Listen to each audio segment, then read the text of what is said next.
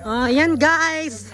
Ayan, napaka good nature talaga dito. Tingnan nyo, maraming mga kahoy and everything. May Carabao. Ayan.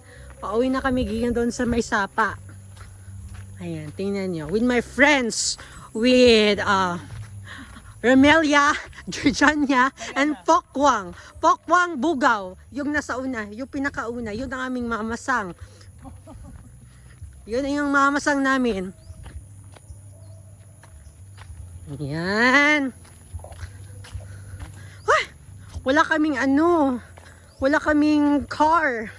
Wala kaming sasakyan. So, maglalakad kami pauwi ng bahay. Kasi uuwi kami ng Davao ngayon. And 3 or 4 days na yata ako dito sa De Oro. Dito sa Mungkayo, De Oro. So, very happy ako na naka-experience ako dito sa lugar nila. So guys,